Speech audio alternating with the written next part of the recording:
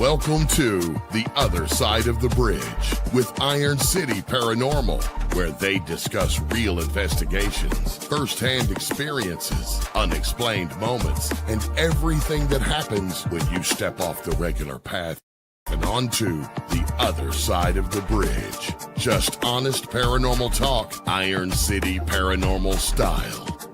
And now, here are your hosts, Derek Smith and Dan Metelsky. Hey yins guys, welcome back to the other side of the bridge. Tonight we have a fun episode for you. We say that every week, but honest to God, this one is fun. We are not going to be doing what we'd call a normal episode here. What is normal? Normal is paranormal. So we are still doing paranormal, but we are not doing a normal. We are doing abnormal paranormal. We are doing abnormal paranormal. And we are going into our archives of viewer and follower stories that we have received over the years.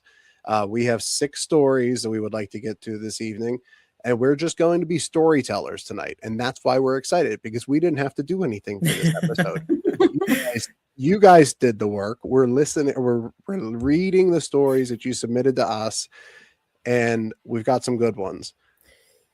Yeah, this will be interesting because I mean, sometimes people will send us things that are relevant to our investigations, but other times it's just their personal experiences. So it's really cool to see the mix.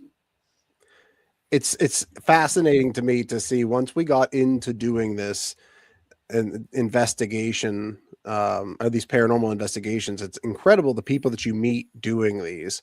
And we have been extremely fortunate to have the people around us that have met us at shows, that have reached out to us online. I mean, they are just as into this as we are, and they were willing to share their stories. So we were like, we got to take this is part 1, mind you. Like we have so many of them that we're going to have to break this, and then we'll just randomly throughout our time on this program, like every once in a while, do an episode doing stories, because like we have so many of them, and we need a break sometimes.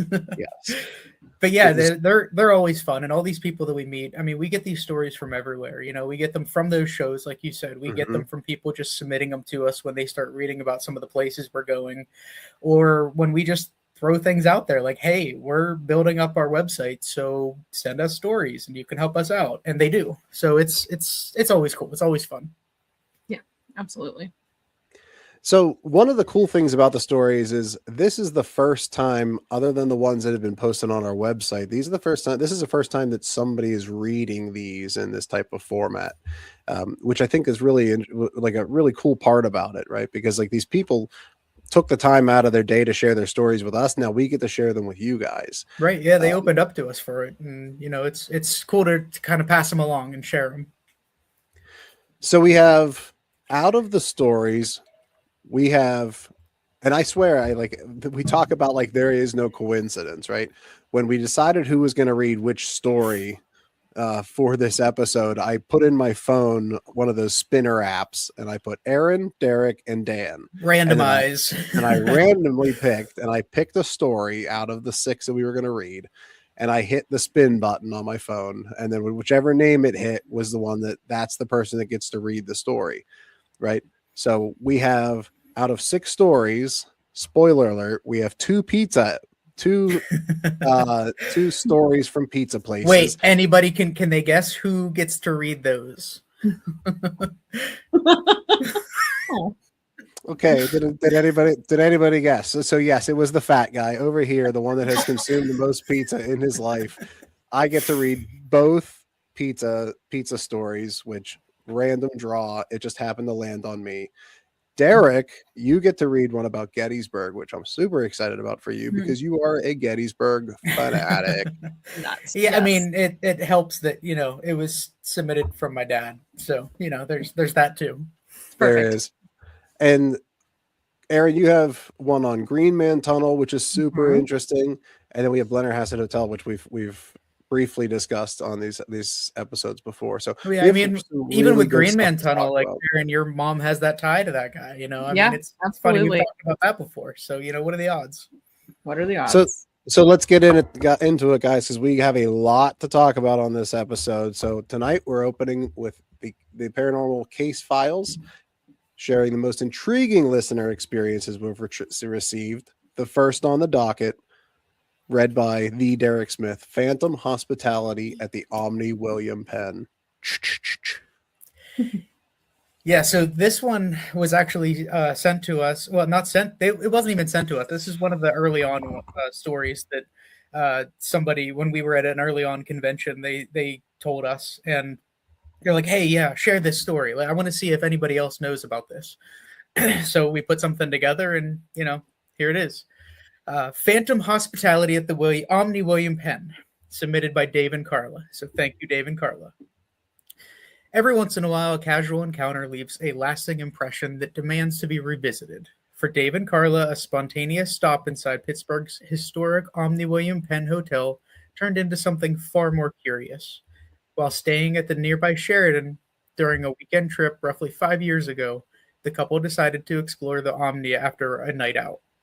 Drawn in by its grandeur, they entered through the front doors to be greeted by a sharply dressed man who offered them an impromptu tour.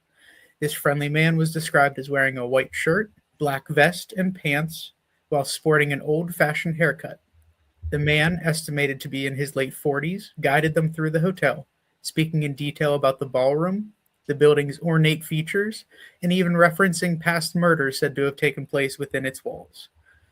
But in its conclusion, that left Dave and Carla stunned as they admired the ballroom ceiling, pointed out by their mysterious host. They turned around to thank him, only to find he had completely vanished. No footsteps, no sounds, nothing.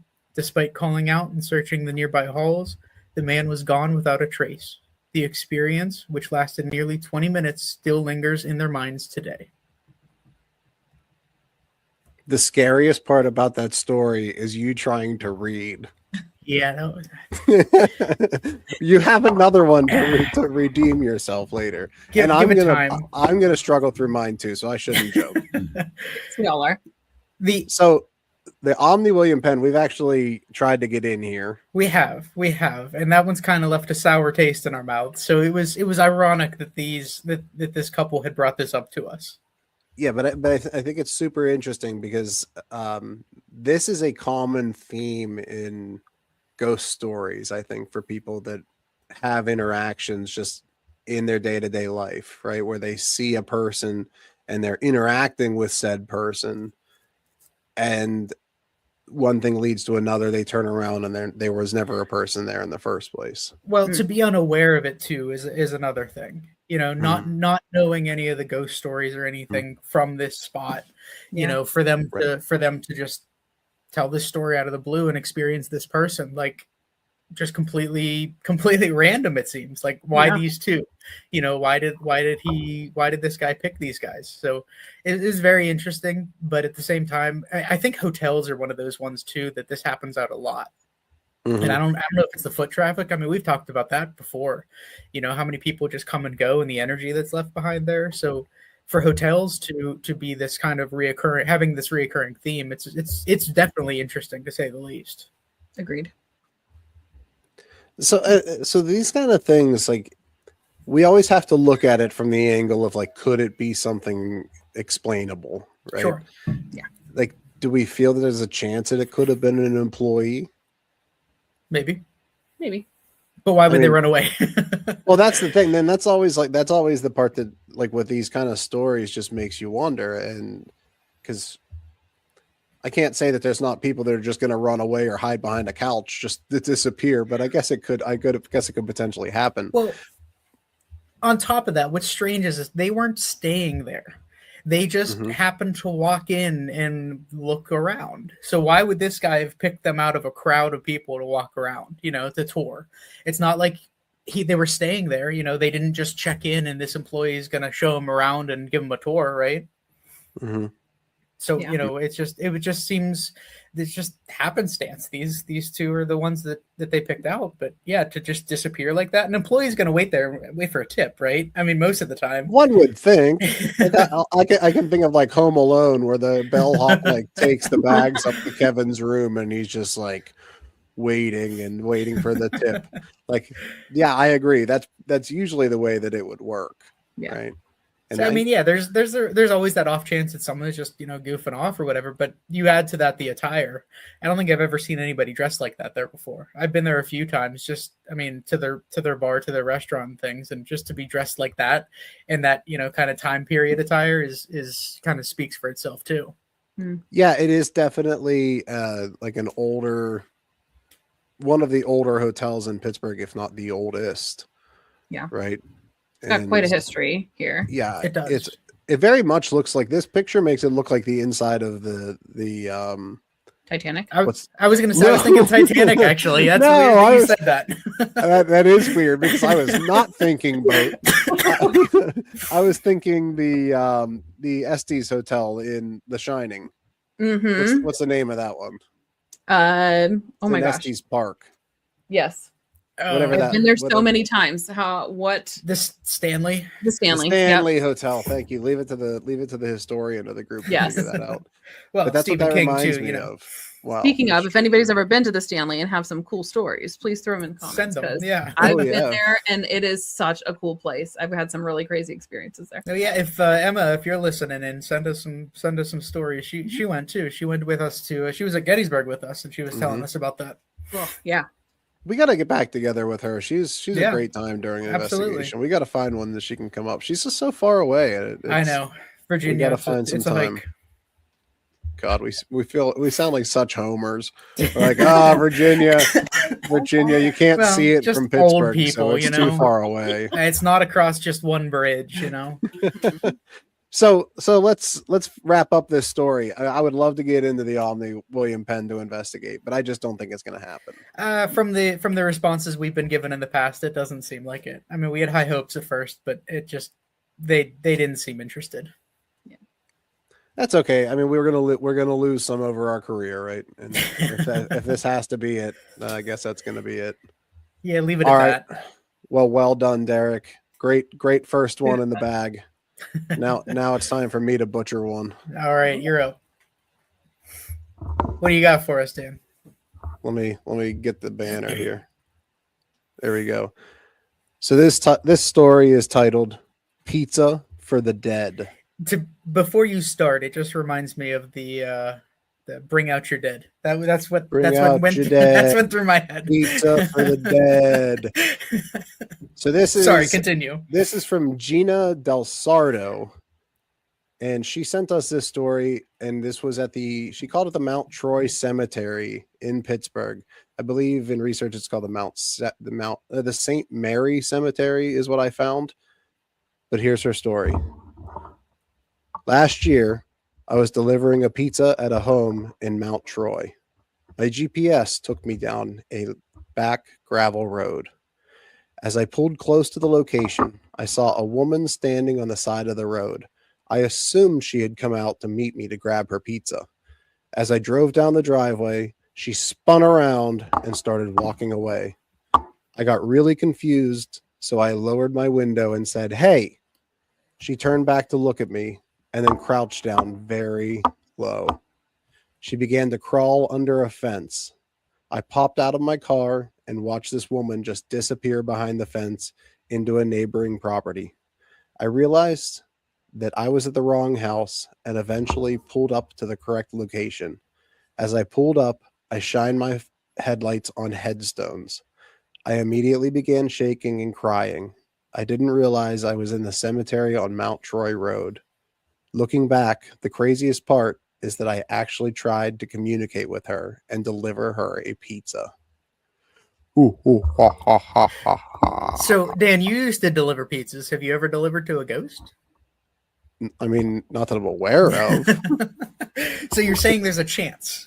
There's always a chance. I can say that I never had like where I handed them the pizza and then it fell and hit the floor. So I would assume that like ghosts couldn't hold the pizza, nor could they eat the pizza. Unless So you're I a don't Gill know. House where they like pepperoni pizza. Well, I was actually going to talk about this. Like, and it's so cool that we got pizza stories because we have that experience with the Gill House with them talking about pizzas. Ghosts like pizzas too. I mean, who doesn't? You know, that's one of those reoccurring themes. You know, ghosts are people. They like pizza. Who doesn't like pizza? The weirdest thing about this whole story to me is the stance that she takes. Yeah. Watching a woman crawl beneath a fence and disappear. Yeah, that would creep me out, man. Yeah.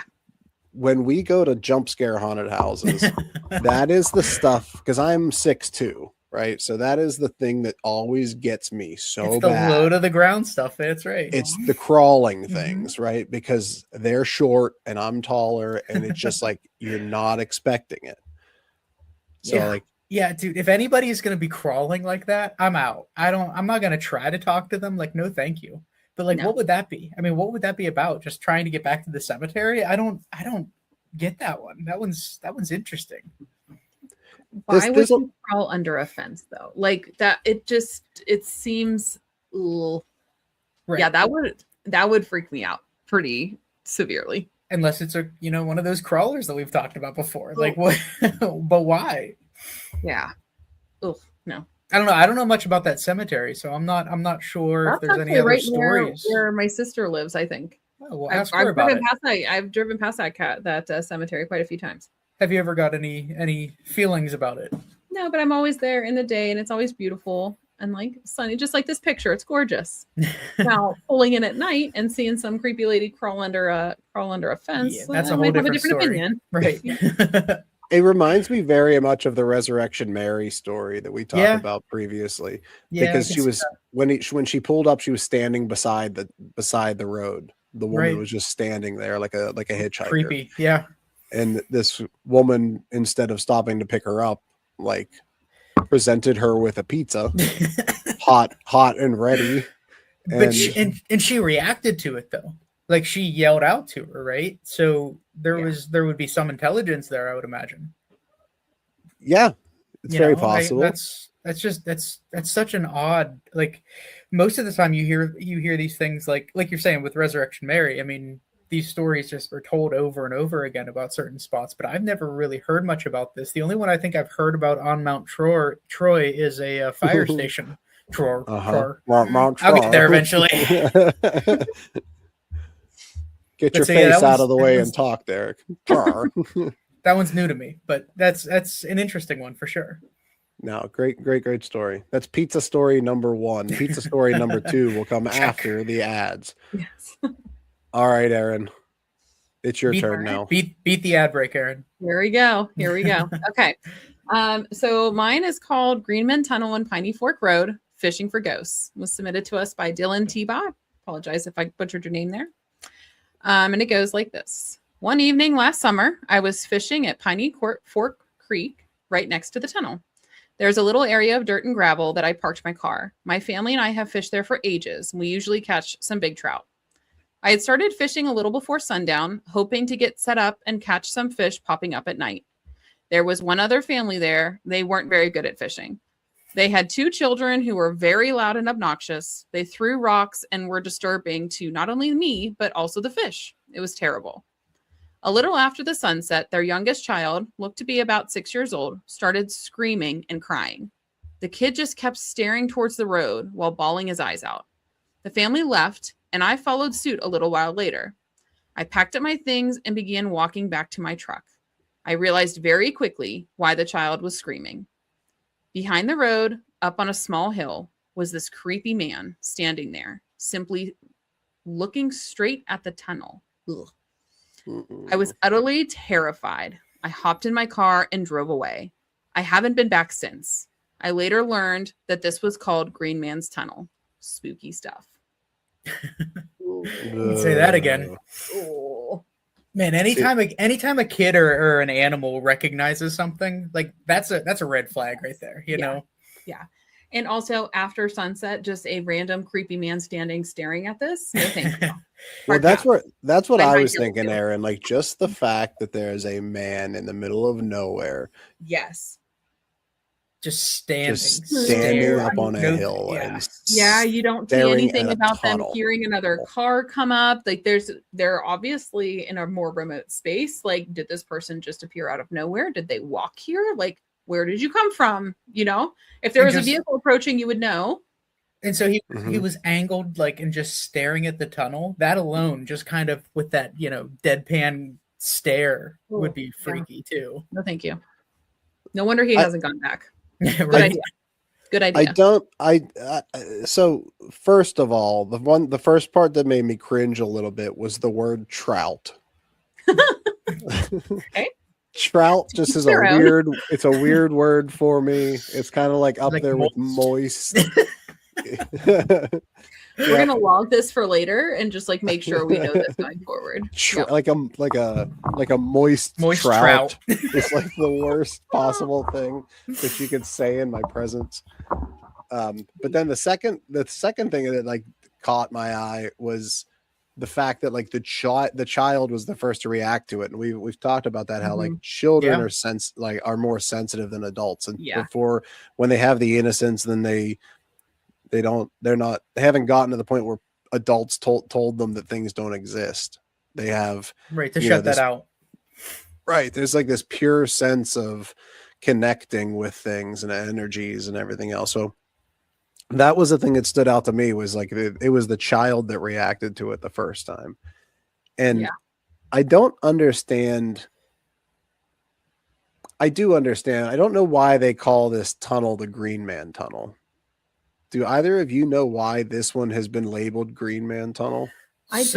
From my understanding, there is confusion with the Greenman Tunnel. It's also, I believe it's called Corvette Tunnel and Piney Fork Tunnel. There are a few different Greenman tunnels in the area. Greenman Tunnel, I know we've talked about that before with the Green Man. But this one is actually, I know exactly where this is actually. This is kind of a bypass. This is an old tunnel where it's just used for salt storage right now. To the right of this picture is the actual tunnel itself, and it's a one-lane road where, you know, people are beeping their horns just to pass by. And the story goes that there were two Corvettes racing, and instead of, you know, one beating the other through the tunnel, they both ended up colliding and they both ended up dying in the tunnel. Why it's called Greenman Tunnel, I think there's just confusion as to the Greenman story.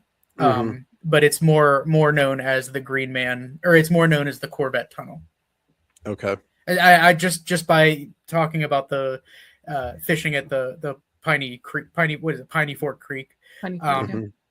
You know, that runs like, so if you're looking at this picture, there's the actual tunnels to the right of this, and then to the right of that, there's like an embankment where the creek is.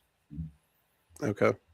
See, leave it to you to know all these little fun facts, because this is in the South. I think this one that's pictured here is in the South Hills. Correct? That's correct. That's the thing. Like, people from the South Hills know about the South Hills. If you stay North Hills, like in the northern end of Pittsburgh, I don't the South Hills is this black box. I don't know much about it. You know, you don't know much about it, but you know 3 different names for it. I know the important, and you know the lore to it. So the important layout. Let's get out of here.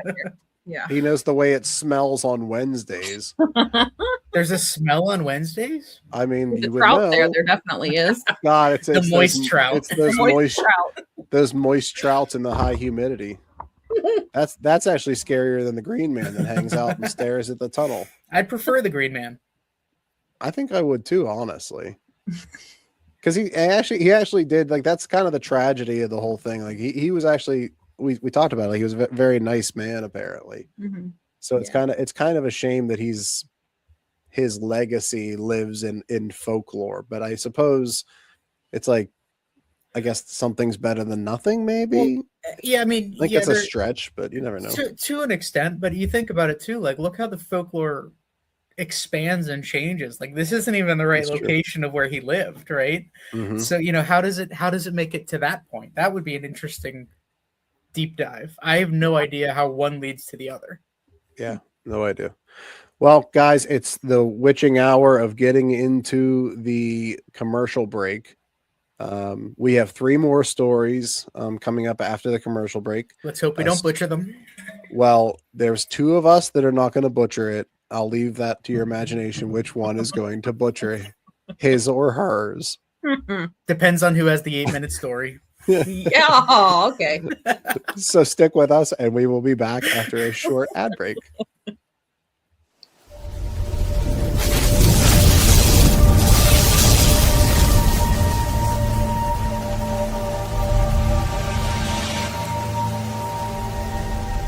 Every ghost story and creature feature lies a far more terrifying truth. The real monsters wear human faces. In the chilling book, All Monsters Are Human, from Derek Smith, 10 Twisted Tales expose the darkest parts of the human soul. From killers hiding in plain sight to obsessions turned deadly. Each story invites you to step into a shadowed world where morality unravels, and the only thing more terrifying than what lurks in the dark is who. These aren't just horror stories. They're reflections of ourselves, showing what happens when fear, rage, guilt, and desire take control. Visit unexmedia.com for more information on All Monsters Are Human from Derek Smith. And you can purchase them at Amazon.com from unexmedia.com. The new book, How to Research a Haunted House by paranormal investigator Margie Kay and professional researcher Violet Wisdom, is now available from Unex Media. This one-of-a-kind book explains how to do research on a house with uncommon methods and resources used by historic home researchers, and how to determine who may be doing the haunting and why. How to research a haunted house can be used by homeowners, renters, investors, and it should be in the library of all professional paranormal investigators. Get this unique book at unexmedia.com or Amazon.com. That's unexmedia.com or Amazon.com.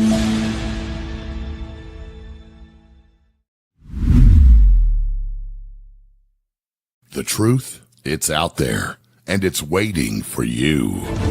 The Unexplained Network is your source for the best in paranormal programming, live video streaming, and audio streaming from hauntings, UFOs, Bigfoot, cryptids, and the ever-expanding realm of the unexplained. Listen live or on demand now on Spreaker, Apple Podcast, Spotify, iHeart, and Pockets all over the World Wide Web. The Unexplained Network, where unexplained lives.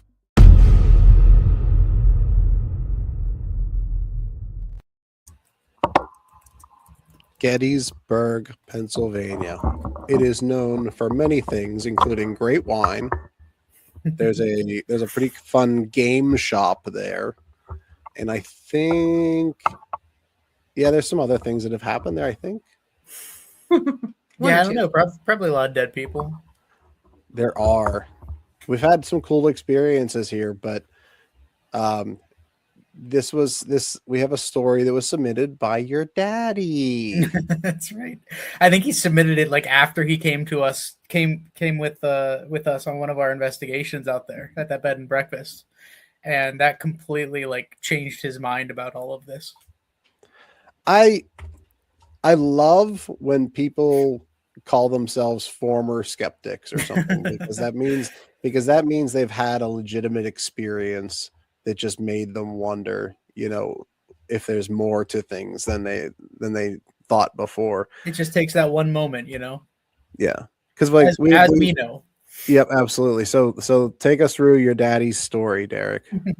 Well, outside of him spending most of his childhood at Gettysburg, no, he actually, after our investigation at the bed and breakfast, he felt so inclined to send us this story of his. So it is aptly titled Gettysburg Ghostly Photos by Glenn Smith. It was originally Daddy's taking photos at Gettysburg, and isn't it still? It was a little bit weird if I left it that way. Well, we've talked about some weird things with my dad before, so you leave it to you for that one. Shall I proceed? You may proceed. Like, I'll put it up again. Ghostly photos at Gettysburg. All right. Gettysburg, Antietam, Fredericksburg, just to name a few of the major battlefields I have visited and studied throughout the years. I've been to lectures and conferences on most of the major campaigns of the American Civil War. I have met and talked with many Civil War accomplished professors and scholars such as Troy Harmon, Scott Harwig, and Gary Gallagher, all of whom have been on the History Channel sporadically. I'm always learning and trying to improve my knowledge on the subject, and more importantly, open to new twists on any of the stories of the war that took many soldiers' lives. Now, with that being said, I'm always questioned by my friends, family, and colleagues on certain aspects of battles and campaigns. The one thing that is constantly brought up is the subject of the paranormal, in particular, Gettysburg. I was never a big believer on these stories, but recently certain things have opened my eyes and my mind to the possibility of paranormal activity.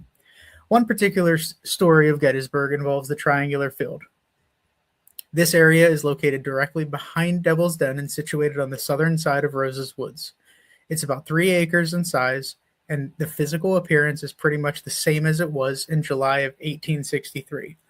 It was the field that John Bell Hood of the Texas Brigade would clash with Captain James Smith's artillery of the 4th New York and 124th New York Infantries. Hood's objective was to silence Smith's cannons and push back both New York infantries.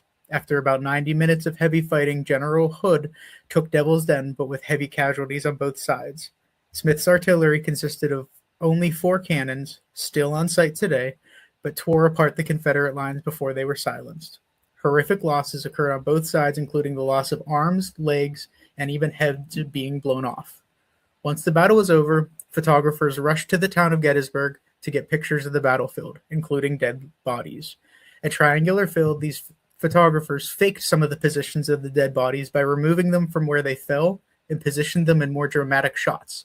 Sometimes this occurred using the same body in multiple shots in numerous locations. It is rumored that if you visit Triangular Field today and attempt to take photographs, you will get a blank picture, a negative photo back in the era of 35mm film, or even no picture at all. Being the skeptic that I am, or was, during one of my many trips to the battlefield with my young family, wife, and kids, I took my 35mm camera to snap some photos at a guided tour. At the time, this was the state-of-the-art camera. With my camera in hand, I began taking pictures of pretty much everything. I began with the railroad cut where the Federal General Reynolds was shot dead. We followed the tour to Peach Orchard, Wheatfield, Little Round Top, Cemetery Ridge, the angle at Pickett's Charge, Devil's Den, and ended at Triangular Field. At that point, I completely forgot about the story of the blank photographs. We had taken some family pictures in Triangular Field and Devil's Den, as well as location shot where the original photographers captured the battle pictures. I sent the film out for development, showing my age here, and when I received the photos back from the lab, every picture came back just fine, except for the 10 to 15 photos taken at Triangular Field. Every single one of those photographs was completely black. So were the negatives. At first, I thought something was wrong with my brand new camera. After I had taken it to a shop for an evaluation, the technician told me nothing was wrong with the camera and it was functioning perfectly fine. However, thinking about it, those black pictures were taken in the middle of Triangular Field on a bright, sunny afternoon at a plethora of different angles. That's when I began to think a little harder about those paranormal stories.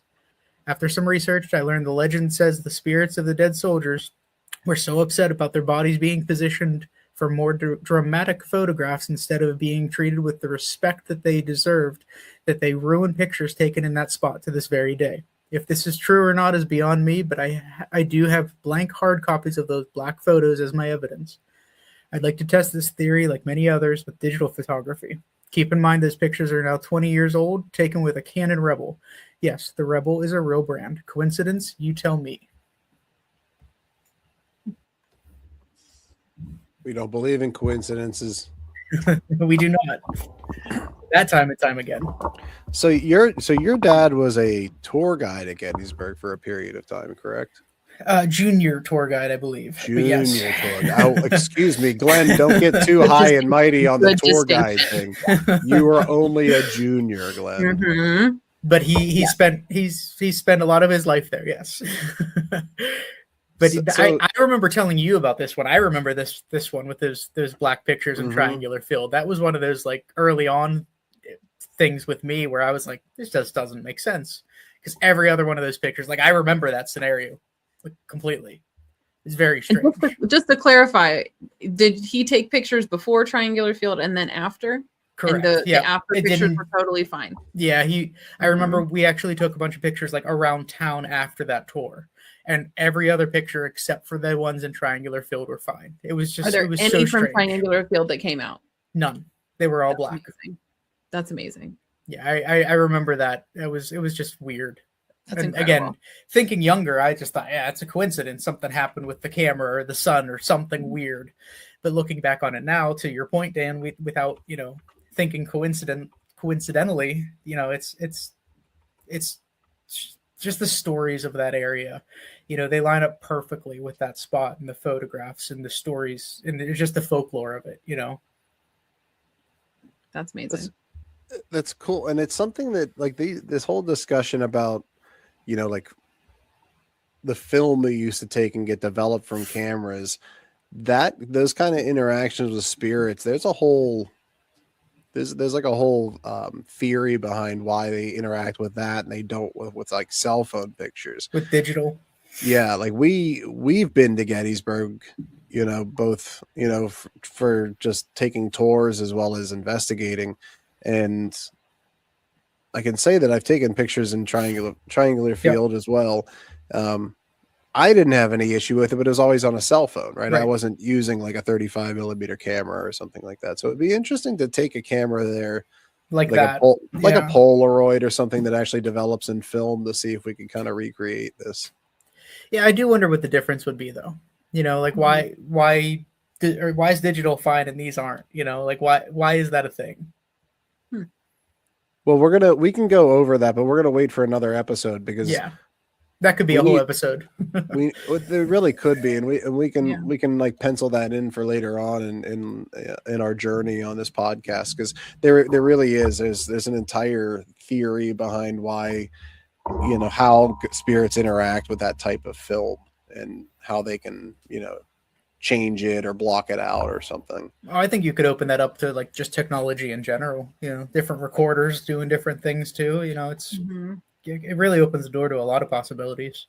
That whole area in Gettysburg is it's sad once you hear the story about how people like photographers came in and repositioned the bodies, like that famous the Confederate sniper in Devil's Den. Yep. Right. The sniper that it was like laying there, like leaning against the rock with his rifle up on top of the rock. Yeah, that was all positioned by a photographer. It's sad. It really is. It's terribly sad, and it's like it's no wonder that that area of Gettysburg is so active paranormally, because and I'd be pissed too, if I were one of those soldiers, like moving me to make it look better. Like, dude, I died. Isn't that enough? What are you doing? Right. Well done, Derek. You only stumbled on a few words. I'm proud of you. There's a bunch of numbers, I think. You did great. That was very well done. Thanks. Yay for Derek. If I was faster to the applause button, I would fix that. But I'm like running Grand Central Station over here, and I'm not good at it. So you're doing great. You're good at it. You just can't get the clapping. It's all good. Doing great. Thank you, Derek's daddy, Mr. Glenn. Thanks, for Glenn. submitting that photo, and thank you for all your continued support. Did you buy that? He loves your hat, by the way. What hat? The hat that you gave him. What hat? The hat that you gifted him. One of the ones that we'll get to that point. Okay. The hat, it's a hat that goes on your head. Yeah, I just forgot which one I gave him. So, all right, you're welcome, Glenn. All right, our next story comes to us from a friend of the show, a friend of the show. Lulu is her name, Lulu Morgan, and this is from Caliente Pizza in Crafton. This is actually a location that we've investigated, and she sent us this story. I don't remember if it was before or after we posted the evidence, but it was when we had first started talking about going to this location ahead of time. We had, talked to the owner, found out we were going there, and she felt it, necessary to share her story with us. And that's where this came from. So I'm super excited to read this. So this is titled Caliente Quiet Time. It's kind of spooky. I honestly don't know why I'm writing this. I've gone back and forth about it for quite a while now. Part of me thinks you'll just chalk this up to nerves or imagination, and honestly, maybe you'd be right. But ever since I heard your team was looking into Caliente and Crafton through Facebook, I haven't been able to stop thinking about what happened. I used to work there, not for long. I didn't even make it a few full weeks. My shifts were usually quiet and slow, especially early in the day before anyone else was around. I didn't believe in anything paranormal or ghostly, or whatever you'd call it. Still don't know if I do, but one morning I was there alone when I started to hear this noise. A shh sound, like someone was shushing me. It was loud, but it was deliberate. At first I thought it had to be something mechanical, maybe a pipe, a vent, some weird air thing. So I followed it, trying to figure out where it was coming from. It led me toward the basement area, and just as I turned the corner by the door, this huge gust of wind came out of nowhere. But not like a draft. It felt strong, like it passed through me. I can't explain it. I've never felt anything like it before or since. I didn't stick around. I walked out and never came back. I didn't even call to quit. I just couldn't go back in there. Anyway, maybe this means something to you, maybe it doesn't. I just needed to get it off my chest. Super cool. I mean, that's so it shows how serious though something like this can be. Mhm. Like literally not even going back, not even calling, not just calling it quits and never stepping foot back in the building again. Like that shows how serious these things can be. Mm-hmm. Oh yeah. I mean, that would creep me out. I mean, and that was I'm glad that she said something about that, like with the mechanical things, because that would be my first thought too, right? Like working in pizza shops and those kind of things, like there's always weird noises, right? Mm-hmm. And we know from experience that building can kind of be a little bit noisy, but nothing that would make that noise, right? I mean, not that I could think of. No, but even if it was something mechanical, I mean, she actually, without knowing it, like she kind of went through the process of like Right. problem solving, right? Like try to explain what it could be first. And That's exactly what I'm saying. Like, Like good on her for kind of calling that out and even saying that whenever she wrote it to us. yeah, I think it's really cool that it lines up with the other experience with the rush of air. And for somebody that, it still isn't sure to this day, even after that happened, that there's something paranormal, so to speak, or something else. I think that it's something that's very very on the nose, I think, for what we had experienced while we were there, right? This like presence, but really wasn't like interacting with us, but it kind of was just letting us know, and it was all tied to that basement, especially. Mm-hmm. Right, Aaron, when you went down there, you had heard that it picked up that EVP down there. Yeah. And there were those fleeting sensations all over the place. So something like that, it doesn't surprise me. Mm-hmm. I'm actually surprised we didn't get more stories like this, to be honest with you. Yeah. It sounded like for like having intuition, like your intuition is telling you that like it's time to cut and run. Right. What you know what I mean? If it was a soft sound, it was quiet, it could be explainable, but like her instincts were telling her like, I'm good. Yeah, something's not right. I'm out. It's not worth it. Right. Yeah. I think that says a lot. And I think these types of experiences are just as impactful, if not more so, than like the in your face kind of interactions. Sure. Oh, yeah. Right. Because it leaves so much to your imagination, and you can play so many different games in your head to kind of like explain what it is. But I just think those are such fun stories whenever they're like not really an interaction, but interaction all at the same time. Yeah, I mean it's enough of an interaction to leave that impression on her, right? I mean that alone says a lot. Mm-hmm. Yeah. So thank you, Lulu. Very interesting story. We love it. I love it whenever things tie together too with places that we investigate, I love that. Especially it set the scene, didn't it? Like before we went in, we had that story. Yeah. And it like got me so energized for that whole thing. Well, it kind of paired up with the walkthrough too, like all of those things just end up tying together, and it's like, okay, this person like experienced something that potentially could have changed her life. I mean, quitting a job like that could be life changing. So for it to be that impactful, who knows? I loved when we went to that initial walkthrough, Derek. It was just you and I, Aaron. You weren't able to make it that night, and Nick, the owner of Caliente, all of the locations. He was the one that walked us through the Crafton location, kind of, showed us the lay of the land, told us where we could and couldn't go, and those kind of things. And I loved it afterwards because it wasn't anything that happened.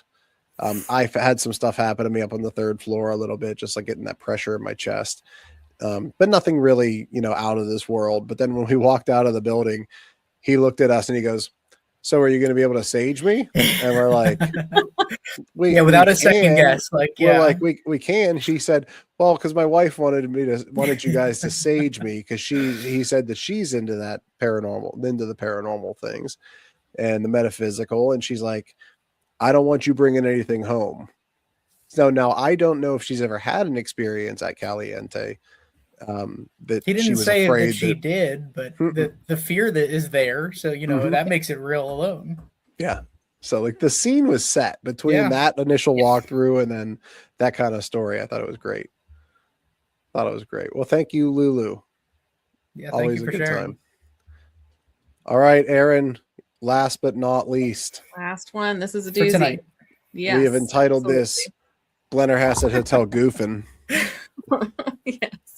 Blennerhassett Hotel, a shared experience. Now this was submitted by Aiden Kosel, and if I'm remembering correctly, you guys were there at the same time investigating while he was there, correct? Yes, we spent a lot of time with Aiden, and we had a great time. This is from Aiden. He submitted this for our show tonight. Okay. So the first experience happened right after my time spent with you in the laundry room. Adra, myself, and 2 other guests were in the manager's office/storage space. Adra and I were getting very little communication, but we both kept looking over at a corner of the room where the closet was located. What the hell was that? Oh, There was a weird noise that was just like over on my side over here. No. I passed it off to you. It literally just sounded like an intake of breath, like okay, anyway, I digress. No. I didn't like that. It was the shush. Literally the hair on the back of my neck is standing up. Okay, anyway. Both of us felt like something was watching us from that spot.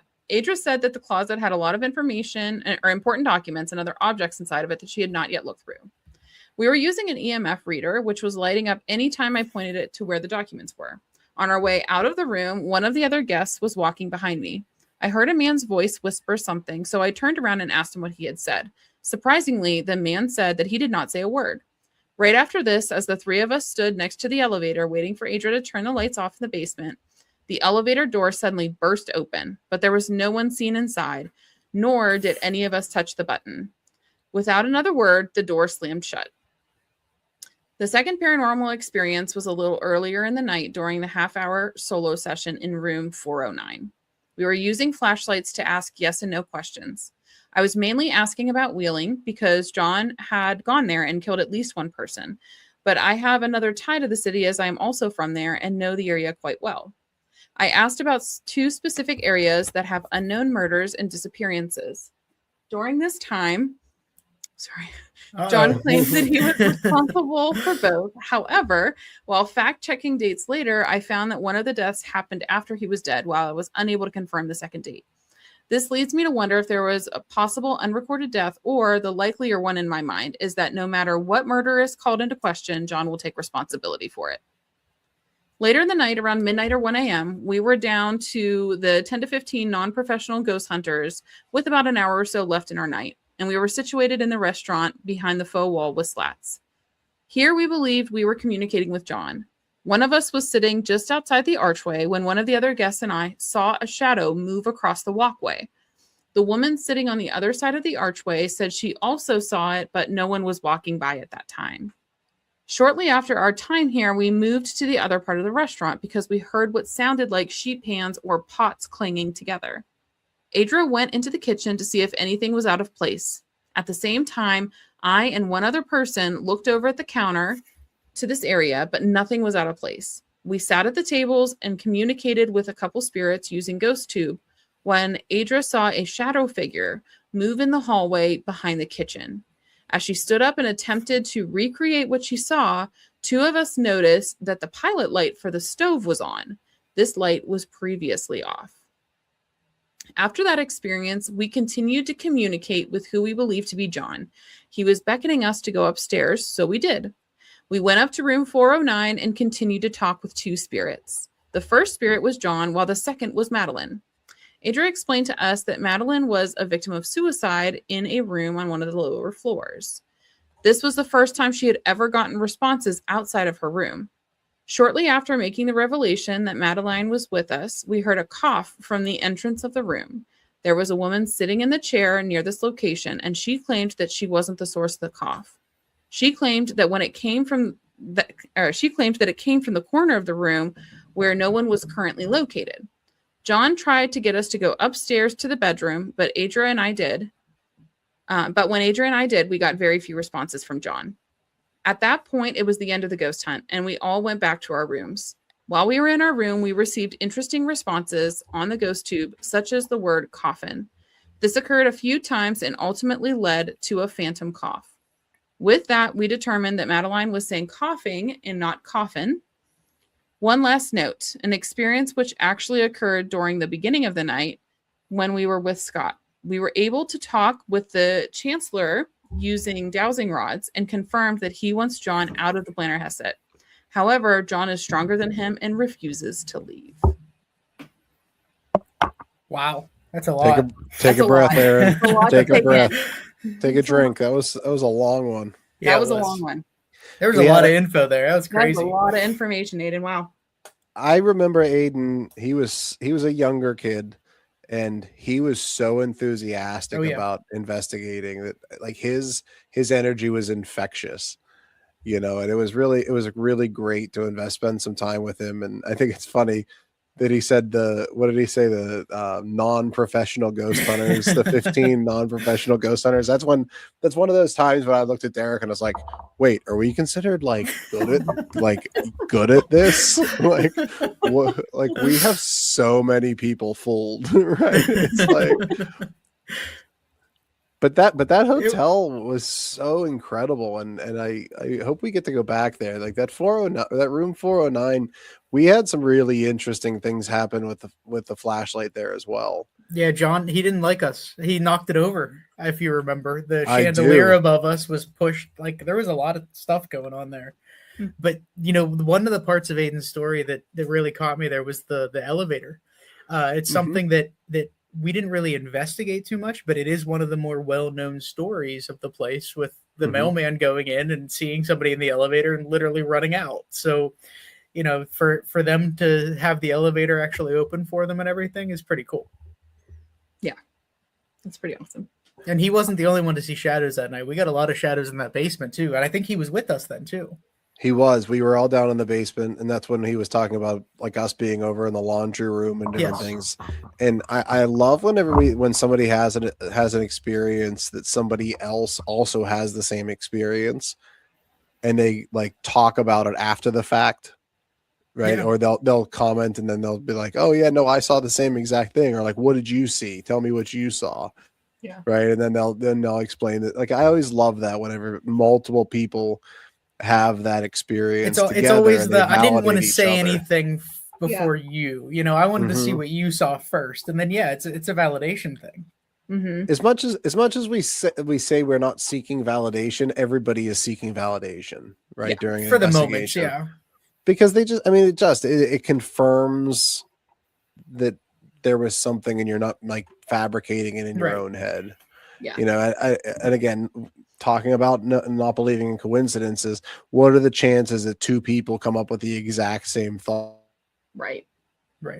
Thought at that exact same moment that just fabricates this pareidoia or whatever it is, So I love it. And I appreciate Aiden for sending that in. Yeah, thank you. It was great to investigate with him. And we got to try to get back to that hotel. My understanding is they're kind of pulling back from the paranormal That stuff. was my understanding too. I hope that's not true, or I hope that maybe something changes. But that was what I understood as well.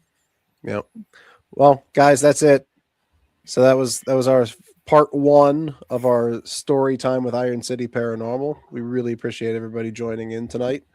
Tonight we crossed the bridge through the use of your stories. Whether every one of these experiences has a perfectly ordinary explanation or points forward towards something we still don't fully understand, they all have one thing in common: they change the people who live them, and that's what makes them worth sharing.